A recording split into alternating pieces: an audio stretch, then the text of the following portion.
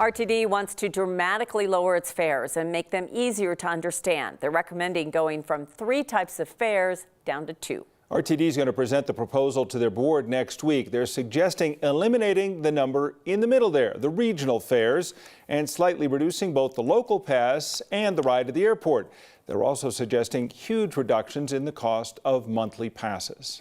9 News reporter Steve Steger is live at the light rail station near I-25 and Broadway with a breakdown as to what we can expect. Steve?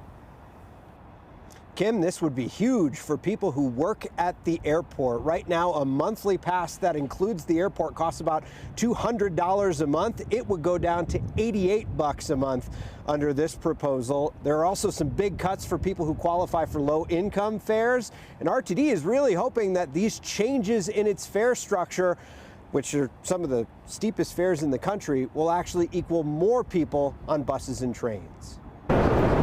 One glance at RTD's current fare sheet at your train or bus station, you'll feel like you need an extra college degree just to try to figure out what you're supposed to pay. We knew that our fare structure was confusing. It was complicated between local fares and regional fares, airport fare. For new riders, it's challenging. Challenging enough, the transit agency is considering a change, a huge one. At next week's board meeting, RTD will float a massive reduction and restructuring of its fares. Stuart Summers is RTD's chief spokesman.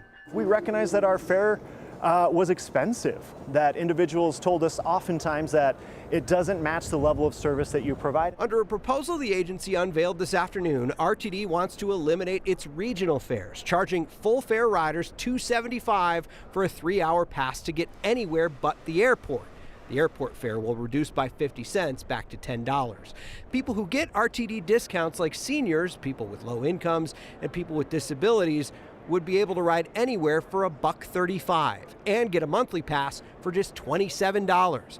And RTD wants to expand the pool of people who qualify for their low-income program. For an agency struggling financially, Summers says these new numbers would still work with its budget. We have done the financial forecasting and modeling, and we feel confident in these numbers. And he says surveys have shown more accessible fares will mean more people on trains and buses. And they've told us if there is something you can do to remove the barriers to using your services, ridership will increase. So RTD is also looking at potentially making it free for kids 19 and under to ride for at least 1 year for a trial period.